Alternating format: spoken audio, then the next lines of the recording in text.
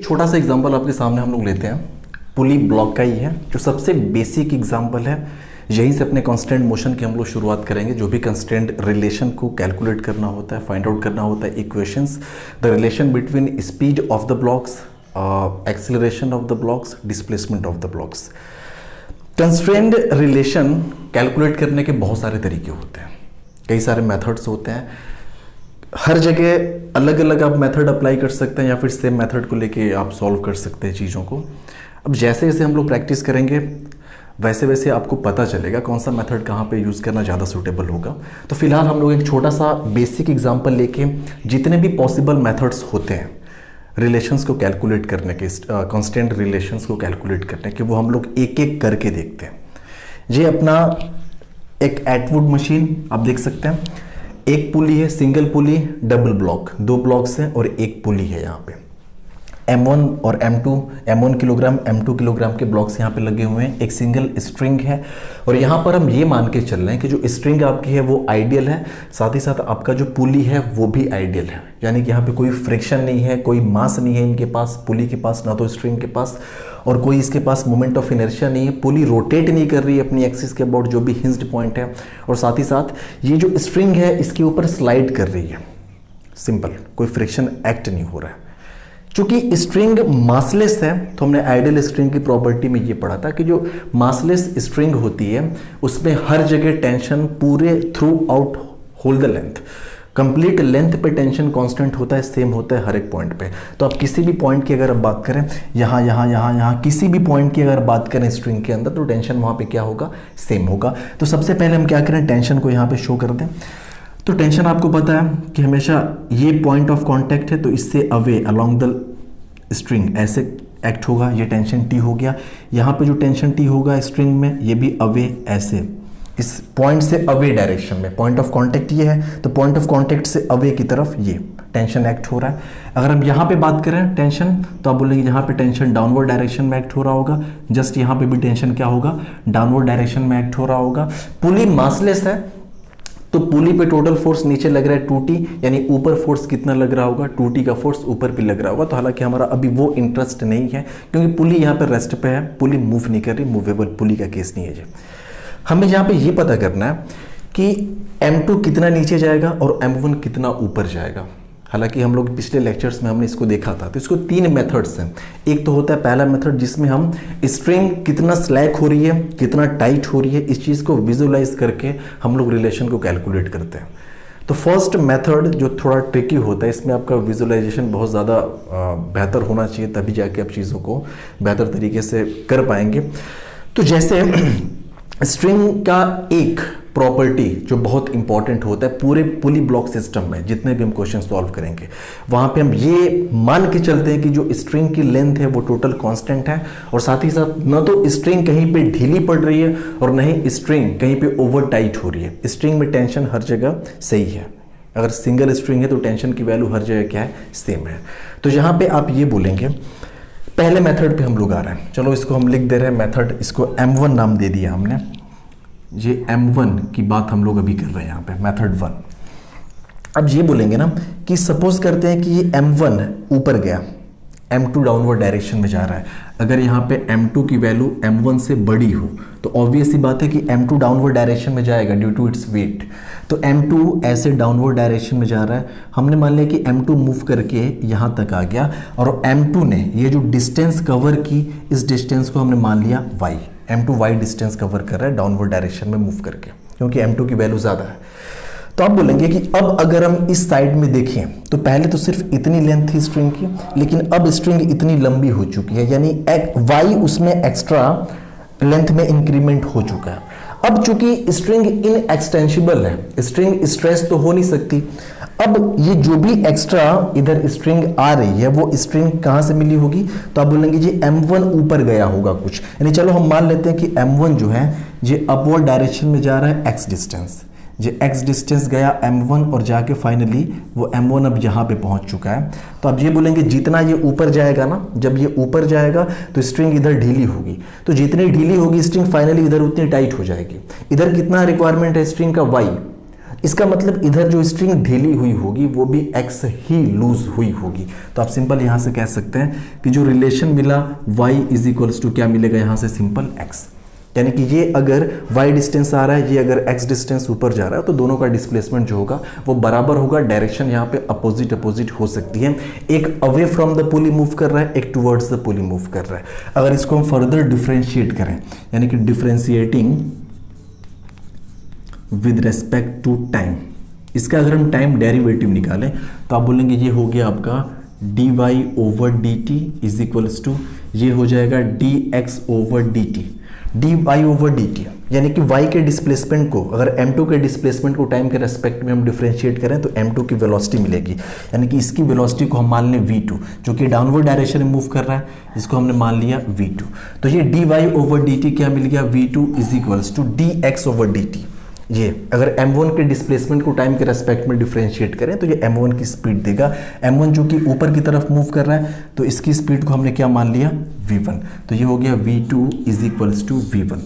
तो एक चीज़ यहाँ से आप देख सकते हैं दोनों इक्वल स्पीड के साथ मूव करेंगे, एक block away from the pulley move करेगा, दूसरा टुवर्ड्स द पुली मूव करेगा। फर्दर अगर हम इसको भी डिफरेंशिएट करें इस वेलोसिटी को, तो वेलोसिटी को डिफरेंशिएट करने पे आपको पता है एक्सेलरेशन मिलता है, आपने मोशन इन 1D में पढ़ा होगा, वन डायमेंशनल मोशन में। तो यहाँ से v2 और v1 को भी डिफरेंशिएट करें, यानी dv2 over dt is equals to ये हो गया dv1 ओवर dt, यानी इसको डिफरेंशिएट करें इसकी वेलोसिटी को m2 की, तो m2 का एक्सेलरेशन मिल जाएगा a2 इज इक्वल्स टू ये हो गया a1, m1 का एक्सेलरेशन। तो आप यहाँ पे देख सकते हैं जहाँ पे दोनों के दोनों ब्लॉक ये कंस्ट्रेंड हैं मूव करने के लिए with equal velocity and equal acceleration. तो आप यहाँ पे सिंपल ये कह सकते हैं कि इसका एक्सेलरेशन ऊपर की तरफ आपका है a1, इसका एक्सेलरेशन डाउनवर्ड डायरेक्शन में है a2, तो a1 इज इक्वल्स टू क्या मिला a2। तो यहाँ से देखिए हमने तीनों रिलेशन निकाल लिए। डिस्प्लेसमेंट का ये रिलेशन है पहला, constraint relation between displacement of the blocks, दूसरा है वेलोसिटी का रिलेशन, तीसरा जो रिलेशन निकल के आया वो निकल गया है एक्सेलरेशन का रिलेशन। तो जब भी कभी ये तो सिंपल हमने पुली ब्लॉक सिस्टम लिया जो अपना बेसिक होता है, लेकिन अगर आपके सामने कॉम्प्लिकेटेड पुली ब्लॉक सिस्टम भी आ जाए तो पहला काम आपको यही करना है कि सबसे पहले आप ब्लॉक्स के डिस्प्लेसमेंट के बीच का रिलेशन को निकालिए, और जब भी डिस्प्लेसमेंट के बीच का रिलेशन आप निकाल लेते हैं तो फर्दर उसको डिफरेंशिएट करिए, और डिफरेंशिएट करने के बाद फाइनली आपको वेलोसिटी का रिलेशन और साथ ही साथ एक्सेलरेशन का रिलेशन मिल जाएगा जो भी कांस्टेंट रिलेशन होगा। तो ये अपना m1 मेथड था जिसमें हमने विजुअलाइज किया कि ये y2 डिस्टेंस नीचे आ रहा है, x डिस्टेंस ऊपर जा रहा है, जो कि y नीचे आ रहा है तो इसको y एक्स्ट्रा स्ट्रिंग चाहिए, और वो स्ट्रिंग एक्स्ट्रा मिलेगी यहाँ से, ये इसके x ऊपर जाने से जो x स्ट्रिंग लूज हुई है वो आके यहाँ पे एडजस्ट हो जाएगी। तो आई होप ये आपको मेथड समझ में आया होगा। चलिए दूसरे मेथड की हम लोग बात करते हैं। तो फिर से हम इस पुली ब्लॉक सिस्टम को एक बार ड्रॉ कर लेते हैं, सेकेंड मेथड पे आते हैं हम लोग। ये आपका एक रिजिड सपोर्ट है, फिक्स सपोर्ट, और इस पे आपकी स्ट्रिंग ऐसे है, ये एक स्ट्रिंग है, साथ ही साथ ये आपकी एक स्ट्रिंग है। चलिए ये आपका जो ब्लॉक था इट वाज m1, ये आपका जो ब्लॉक है वो कितना है m2 है। अब हम लोग सेकेंड मेथड पे आते हैं इसके। इस मेथड को हमने नाम दे दिया m2।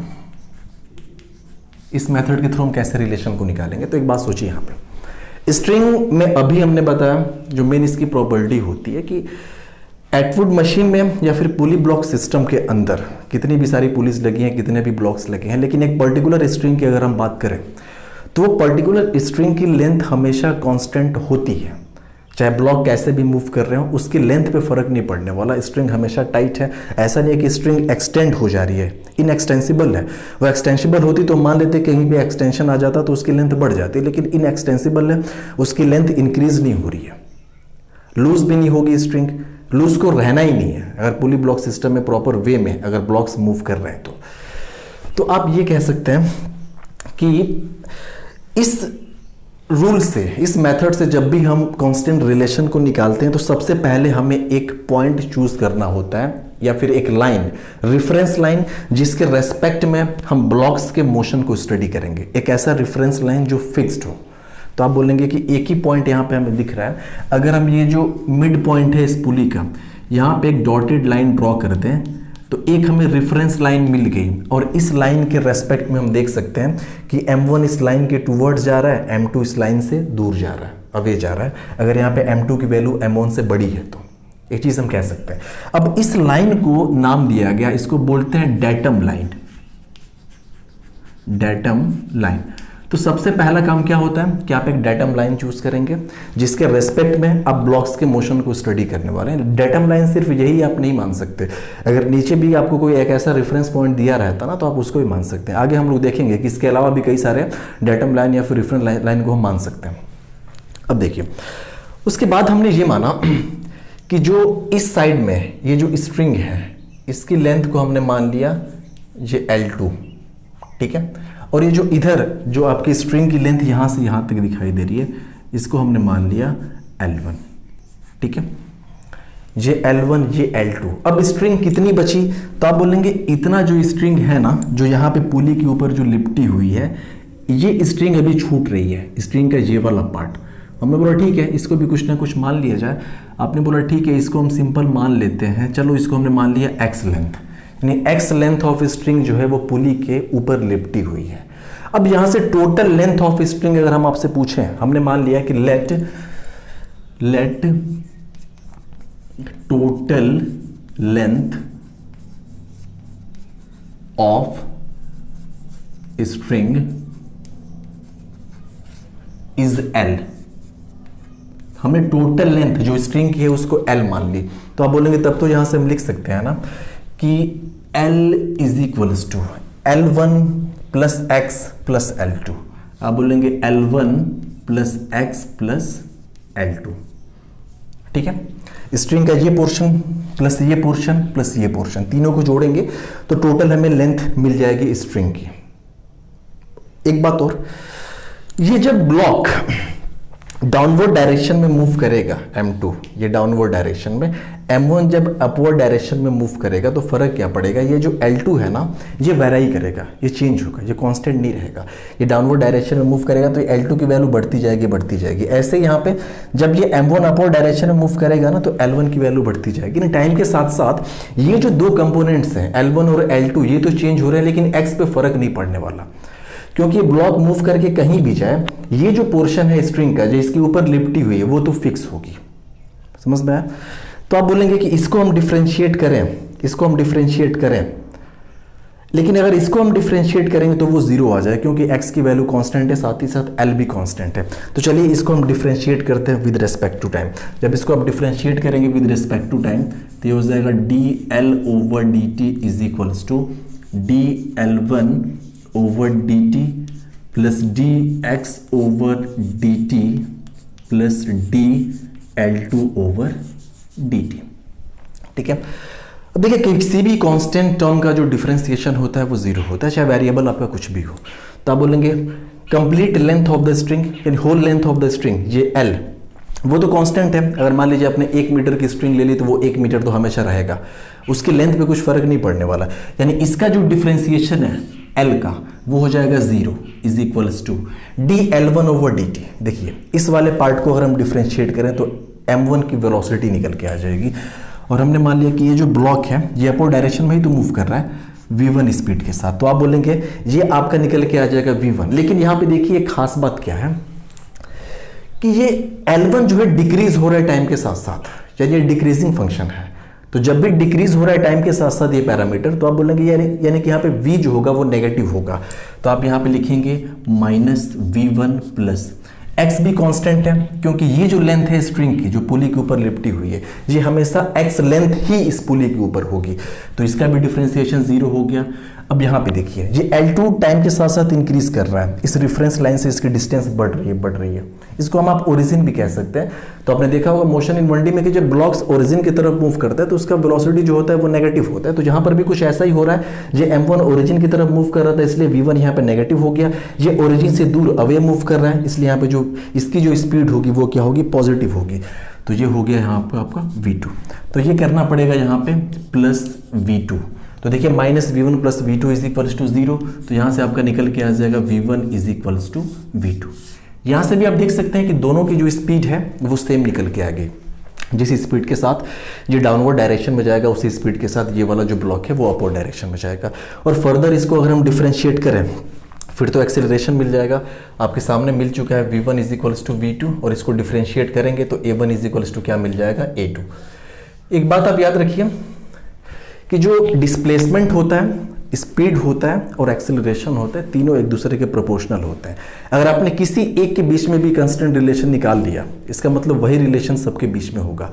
अगर ये a1 a2 के बराबर है तो v1 v2 के बराबर होगा, और जो इसका डिस्प्लेसमेंट होगा x, इसके डिस्प्लेसमेंट y के बराबर होगा। आप ये कह सकते हैं यहाँ से। तो ये देखिए मेथड अपना जो था ये था सेकंड मेथड, जिससे कि हम वही रिजल्ट फाइंड आउट कर पाए जो कि हमने फर्स्ट वाले मेथड से फाइंड आउट किया था। यहाँ पे हमने ये नहीं माना कि ये कितना नीचे जा रहा है और ये कितना ऊपर जा रहा है, ये जितना नीचे जा रहा है ये उतना ही ऊपर जाएगा, लेकिन यहाँ पे हमें पहले विजुअलाइज करना पड़ा। ये यहाँ पे हमने इमेजिन कर लिया, पहले मान लिया कि भैया ये x नीचे जाएगा, ये y नीचे जाएगा, तो इसको x ऊपर आना पड़ेगा और फाइनली दोनों बराबर होने चाहिए। ठीक है, अब आते हैं हम लोग थर्ड मेथड के ऊपर। देखिए 3-4 मेथड होते हैं, बहुत सारे मेथड्स होते हैं इसके, लेकिन जितने मेथड्स इस बोर्ड पे अभी आ जा रहे हैं फिलहाल हम आपको बता रहे हैं। तो हम लोग फिलहाल आते हैं थर्ड मेथड पे। उस पे आने के पहले फिर से उसी पुली ब्लॉक सिस्टम को एक बार ड्रॉ कर दिया जाए। और ये मेथड बहुत कमाल का है, बहुत ज़्यादा काम करता है कॉम्प्लिकेटेड क्वेश्चंस में, जहाँ पे आप चीज़ों को विजुअलाइज नहीं कर पाते हैं कि किसी के ऊपर मूव करने से कोई कितना नीचे मूव कर रहा है। प्रॉब्लम्स वहाँ पे आपके सामने आएंगे जब पुली भी मूवेबल आपको मिलेगी कैलकुलेशंस में, क्वेश्चंस में, वो हम लोग आगे देखेंगे। तो फिलहाल अभी इसी को हम लोग थर्ड मेथड से देखते हैं। ये आपकी हो गई पुली, पुली के ऊपर वही स्ट्रिंग रैप्ड है, ये हमने दिखा दिया आपको ऐसे स्ट्रिंग। ठीक है, ये इसके ऊपर लिपटी हुई है। इधर आपका एक ब्लॉक है, ये ब्लॉक को हमने मान रखा है m1, this one is the second block, ये हो गया आपका m2। ठीक है, कंडीशन वही है कि स्ट्रिंग आपकी लाइट है, इनएक्सटेंसिबल है, पुली भी आपकी आइडियल है, स्ट्रिंग भी आपकी आइडियल है। अब देखिए यहाँ पे हमको रिलेशन निकालना है, रिलेशन को कैलकुलेट करना है। अब यहाँ पे कैसे करें? तीसरा तरीका ये कहता है कि आप एक काम करिए, अब देखिए कि कितनी स्ट्रिंग है सिस्टम में। यहाँ पे सिंपल एक स्ट्रिंग दिखाई दे रही है, तो जितनी स्ट्रिंग होती हैं पुली ब्लॉक सिस्टम के अंदर उतने नंबर ऑफ इक्वेशंस बनेंगे। ये बात आप गांठ बांध लीजिए कि जितने नंबर ऑफ स्ट्रिंग्स उतने ही नंबर ऑफ इक्वेशंस। यहाँ पे सिर्फ एक स्ट्रिंग है, सिर्फ एक ही इक्वेशन बनेगा, टेंशन हर जगह इक्वल होगा। तो हालांकि टेंशन का यहाँ पे कुछ लेना देना नहीं है, टेंशन का लेना देना इसलिए नहीं है क्योंकि हम लोग कांस्टेंट रिलेशन निकाल रहे हैं।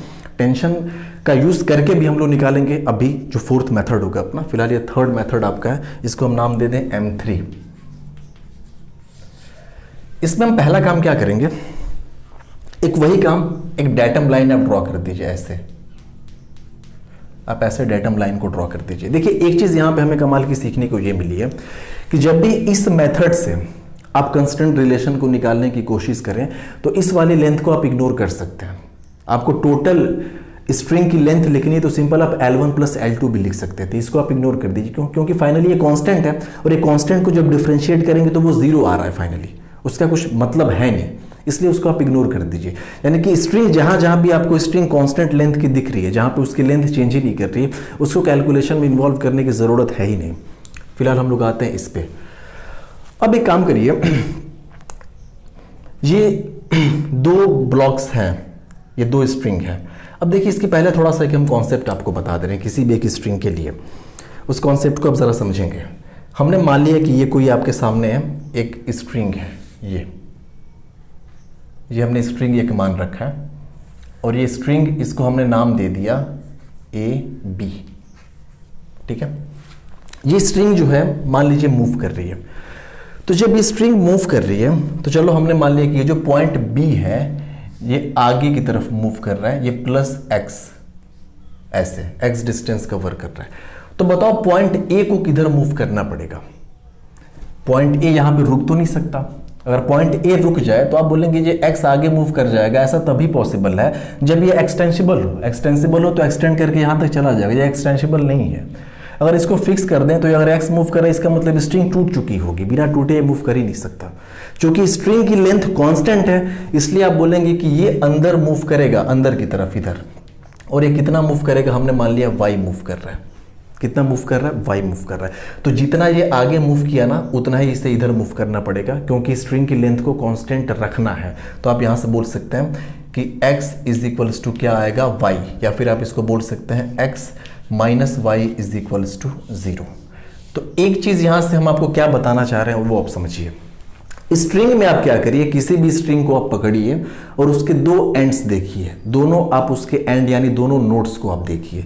अगर आपके सामने कोई ऐसे स्ट्रिंग हम दे दें, ठीक है, हम बोल दें कि इस स्ट्रिंग का जो ये वाला एंड है ये जा रहा है v1 स्पीड के साथ, ठीक है,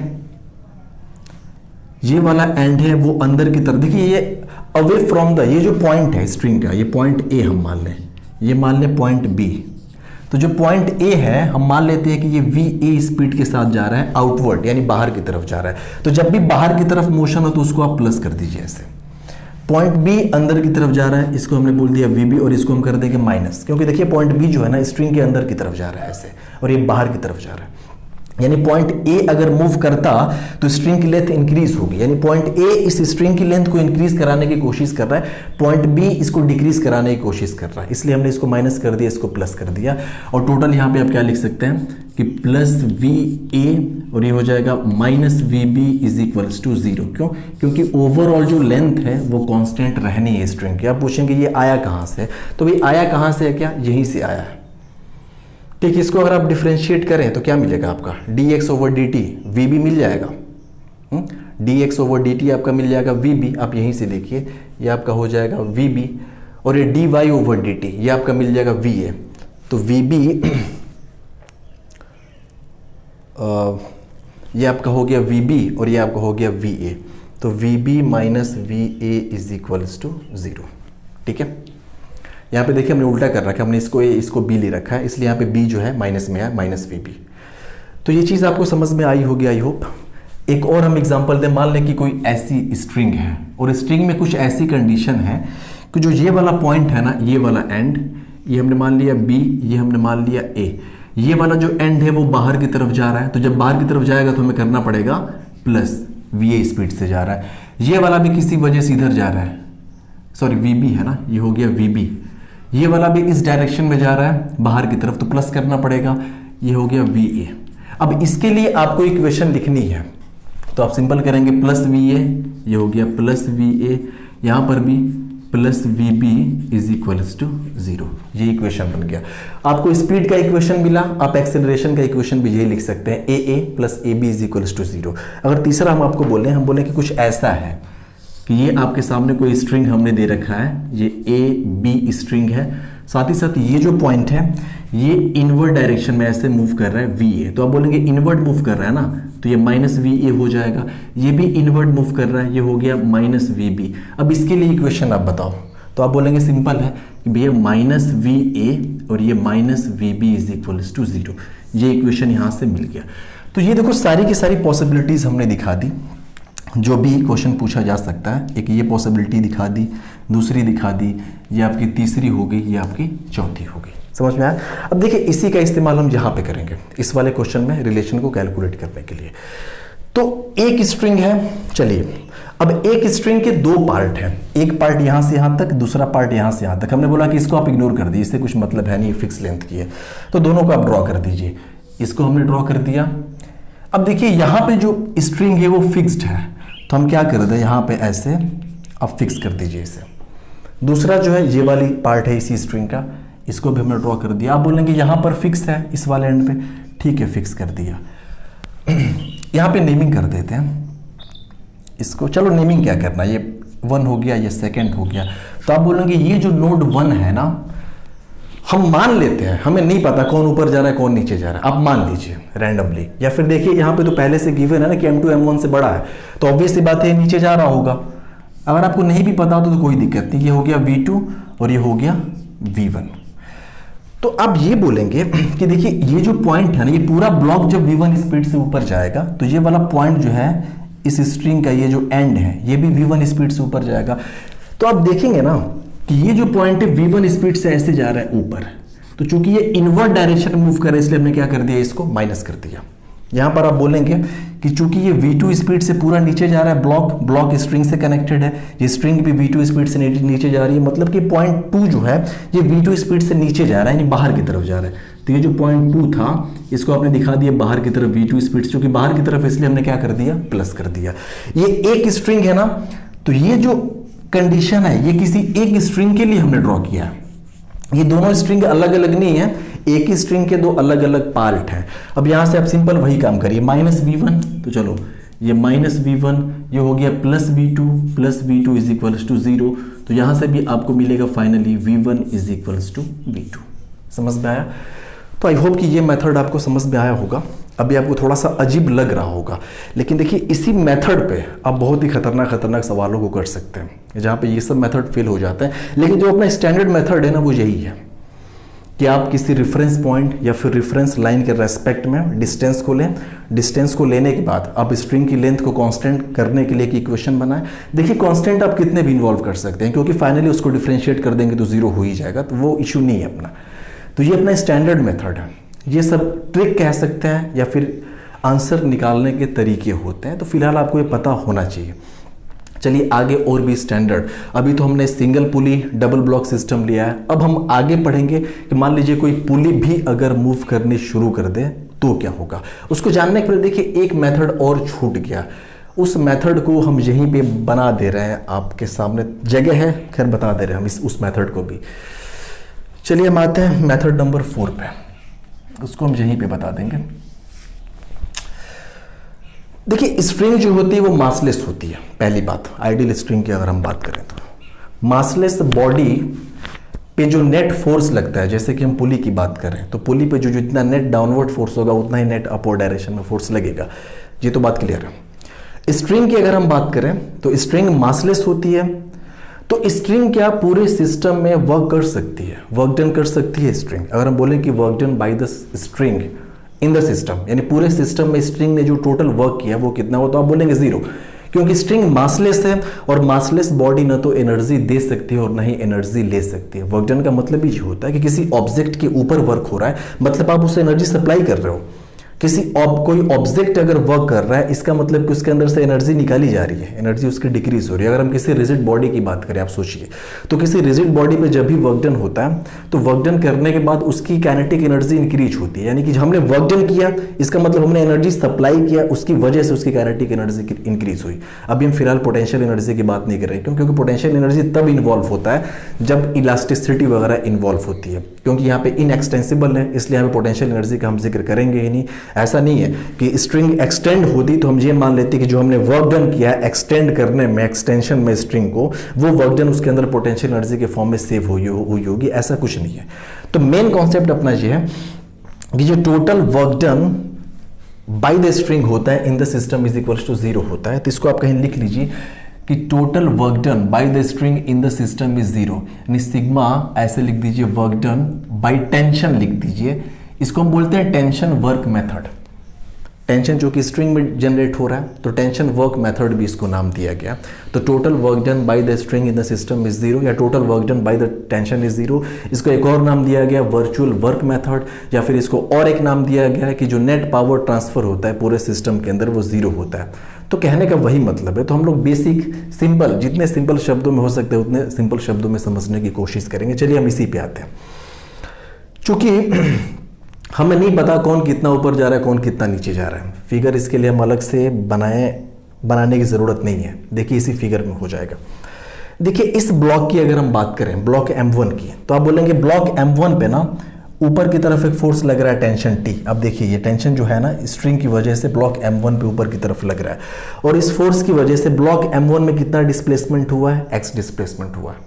हमने मान लिया कि x डिस्प्लेसमेंट हुआ, तो चूंकि फोर्स के डायरेक्शन में डिस्प्लेसमेंट हुआ, आपको वर्क डन पता है, work done is equals to force multiplied by displacement of the point of application of force, यानी उस पॉइंट का डिस्प्लेसमेंट लेते हैं जिस पॉइंट पे फोर्स अप्लाई हो रहा है। देखिए यहाँ पे जो टेंशन है ना, टेंशन इस पॉइंट पे अप्लाई हो रहा है अपवर्ड डायरेक्शन में। ये ब्लॉक मूव करके गया अपवर्ड डायरेक्शन में, कितना मूव किया x। तो आप बोलेंगे वर्क डन अगर यहाँ से हमें निकालना पड़े तो work done is equals to हो जाएगा फोर्स, यानी कि फोर्स यहाँ पे है टेंशन मल्टीप्लाइड बाय डिस्प्लेसमेंट, तो t मल्टीप्लाइड बाय x। ठीक है। पॉजिटिव वर्क डन होगा, क्यों? क्योंकि फोर्स की डायरेक्शन में डिस्प्लेसमेंट हुआ, फोर्स भी अपवर्ड डायरेक्शन में, जो टेंशन फोर्स है डिस्प्लेसमेंट भी अपवर्ड डायरेक्शन में, इसलिए वर्क डन पॉजिटिव। एक तो वर्क डन ये हो गया। दूसरे वर्क डन की हम बात करें, नेट वर्क डन की बात हो रही है, नेट वर्क डन जीरो करना है हमें, क्योंकि वर्क स्केलर क्वांटिटी होती है तो सबको हम ऐसे एल्जेब्रिकली ऐड कर देंगे, कोई वेक्टर के यहाँ पे लफड़ा नहीं है। M2 की बात करें, M2 पे देखिए फोर्स लग रहा है ऊपर की तरफ, T1 T टेंशन, ये M2 डिस्प्लेस हुआ नीचे की तरफ, यानी यहाँ वर्क डन नेगेटिव होगा, तो आप बोलेंगे नेगेटिव वर्क फोर्स लग रहा है टेंशन T, डिस्प्लेसमेंट हुआ y, तो minus T into Y is equals to zero, ये टी कट गया, तो फाइनली यहाँ से भी आप कह सकते हैं x इज इक्वल्स टू क्या मिल गया आपको y। जब x is equals to y मिल गया तो आप कह सकते हैं ना कि इसको डिफरेंशिएट करेंगे तो वेलोसिटी, इसको डिफरेंशिएट करेंगे तो y की, इसकी वेलोसिटी m2 की, तो यहाँ से एक और रिलेशन आप डिफरेंशिएट करके यहाँ से निकाल सकते हैं कि v1 is equals to v2, फिर इसको डिफरेंशिएट करेंगे तो मिला a1 is equals to a2। देखिए 4 मेथड है। एक तो आपको मेथड में दिखाया गया सिंपल, हम कैसे विजुलाइज करके चीज़ों को सॉल्व करेंगे। पहले से मान लेते हैं कि किसी ब्लॉक के ऊपर मूव करने से स्ट्रिंग कितनी लूज होगी या कितनी टाइट होगी, ये कॉन्सेप्ट। दूसरा, हमें नहीं पता कौन किधर मूव कर रहा है, कैसे, कुछ नहीं पता हमें, कितना टाइट हो रही है कि स्ट्रिंग कितनी लूज हो रही है, वो उससे नहीं फर्क पड़ता। बस हमने एक डेटम लाइन लिया, डेटम लाइन के रेस्पेक्ट में हम डिस्टेंस ले रहे हैं, टोटल लेंथ को हमने कांस्टेंट कर दिया, फिर उसको डिफरेंशिएट कर दिया। तीसरा हमने देखा ये, अब इस मेथड को कोई नाम नहीं दिया जाएगा, ये मेथड कुछ अलग से नहीं है, अब ध्यान से देखेंगे तो उसी में से निकला है ये कहीं ना कहीं। इसमें हमने क्या किया कि स्ट्रिंग के एंड पॉइंट को लेते हैं, किसी भी स्ट्रिंग को पकड़िए उसके एंड पॉइंट, जहाँ जहाँ वो स्ट्रिंग कनेक्टेड है किसी चीज़ से, उस एंड पॉइंट को देखिए मोशन किधर हो रहा है। अगर वो बाहर की तरफ हो रहा है तो प्लस के साथ लीजिए, अंदर की तरफ हो रहा है तो माइनस के साथ लीजिए। तो यहाँ पे हमने एग्जांपल्स आपको दिखा रखे हैं। अब देखिए हम लोग आते हैं जहाँ पे पुली मूव करें, उस पर बेस्ड कुछ क्वेश्चंस को सॉल्व करते हैं। जितनी ज़्यादा हो सके उतनी ज़्यादा हम लोग प्रैक्टिस करेंगे ताकि आपकी अंडरस्टैंडिंग बेटर हो सके। Thank you.